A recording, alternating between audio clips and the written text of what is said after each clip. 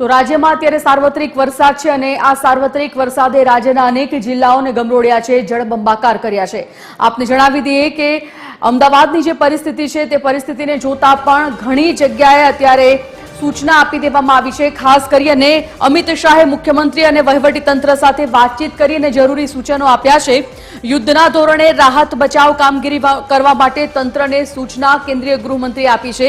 વરસાદી પાણીના ઝડપી નિકાલ માટે પણ સૂચના આપવામાં આવી છે કે ઝડપથી આ પાણીનો નિકાલ થાય। બીજી બાજુ કેન્દ્રીય ગૃહમંત્રીએ ગુજરાતની સ્થિતિની પુનઃ સમીક્ષા કરી અને જરૂરી સૂચના મુખ્યમંત્રી સાથે વાતચીત કરીને આપી છે કે જે પાણીનો ભરાવો આ વરસાદી પાણીનો ભરાવો થયો છે, આ વરસાદી પાણીનો ભરાવો જલ્દી તકે નિકાલ કરવામાં આવે। વરસાદી પાણીના ઝડપી નિકાલ માટે એએમસીને પણ સૂચના આપવામાં આવી છે। પુનઃ નિરીક્ષણ પુનઃ સમીક્ષા કરવામાં આવી છે। કેન્દ્રીય મંત્રી ગૃહમંત્રી સતત નજર રાખી રહ્યા છે આ સમગ્ર બાબત પર। તો યુદ્ધના ધોરણે રાહત બચાવ કામગીરી કરવા માટે પણ તંત્રની સૂચના, વરસાદી પાણીના ઝડપી નિકાલ માટે પણ સૂચન કરવામાં આવ્યું છે। દરેક જગ્યાએ પાણી ભરાયેલા છે, જ્યાં જુઓ ત્યાં પાણી જ પાણી અને આ પાણીનો નિકાલ કરવા માટે કોઈ પણ પગલાં લેવામાં આવશે। કેન્દ્રીય ગૃહમંત્રી અમિત શાહે મુખ્યમંત્રી સાથે વાતચીત કરી સંપર્ક સાધ્યો છે અને જરૂરી સૂચનાઓ આપી છે।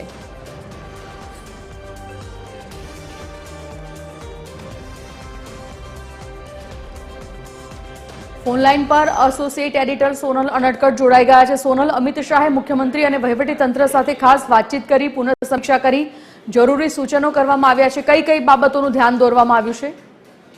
જી, મહત્વનું છે કે ગુજરાતની સ્થિતિ માટે હંમેશા કેન્દ્રીય ગૃહમંત્રી અમિત શાહ અને વડાપ્રધાન નરેન્દ્ર મોદી ચિંતિત રહેતા હોય છે અને છેલ્લા 3 દિવસથી ગુજરાતમાં જે પ્રકારે પૂરની પરિસ્થિતિનું નિર્માણ થયું છે ભારે વરસાદના કારણે, તેના પગલે ગઈકાલે પણ કેન્દ્રીય ગૃહમંત્રી અમિત શાહે મુખ્યમંત્રીને ગુજરાતને તમામ મદદ કરવાની ખાતરી આપી હતી અને આજે અને ત્યારે પણ તેમણે જે પરિસ્થિતિ હતી ગુજરાતની તેનો તાગ મેળવ્યો હતો। આજે વધુ એક વખત પુનઃ સમીક્ષા કેન્દ્રીય ગૃહમંત્રી તરફથી કરવામાં આવી છે।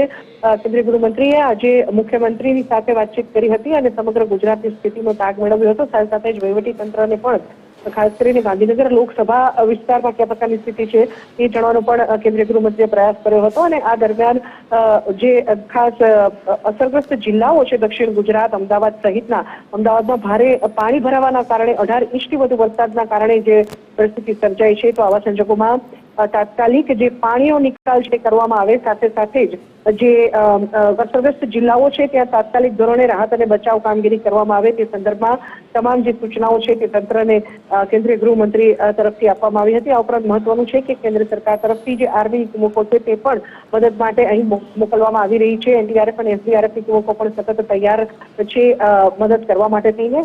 આવા સંજોગોમાં કેન્દ્રીય ગૃહમંત્રીએ તાત્કાલિક અસરથી જે જરૂર પડે તે તમામ પ્રકારની જે સેવાઓ છે તે આપવા માટે થઈ અને તાકીદ કરી હતી તંત્રને, કેમ કે નાગરિકો જે છે તેમને અગવડ ન પડે તે દિશામાં સતત કાર્યરત રહેવું તેની સૂચના કેન્દ્રીય ગૃહમંત્રી છે તેમના તરફથી આજની આ જે વાતચીત છે તેમાં આપવામાં આવી હતી। સાથે સાથે જ કેન્દ્રીય ગૃહમંત્રી એવી અપીલ નાગરિકોને પણ કરી છે કે ભારે વરસાદ જ્યારે ગુજરાતમાં વરસી રહ્યો છે અને હજુ પણ આગાહી છે, તો આવા સંજોગોમાં બિનજરૂરી બહાર નીકળવાનું ટાળે અને ખાસ કરીને સ્થાનિક તંત્ર દ્વારા જે સૂચનાઓ આપવામાં આવી રહી છે તેનું ચુસ્તપણે પાલન કરે તેવી અપીલ પણ કેન્દ્રીય ગૃહમંત્રીએ નાગરિકોને કરી છે। અને મહત્વનું છે કે સ્થાનિક સ્તરે પાણીના નિકાલ બાદ જે આરોગ્યલક્ષી પગલાઓ છે તે પણ તાત્કાલિક લેવામાં આવે તેવી સૂચના પણ કેન્દ્રીય ગૃહમંત્રી અમિત શાહે આજે મુખ્યમંત્રી તંત્ર સાથેની વાતચીતમાં આપી છે। ધન્યવાદ સોનલ।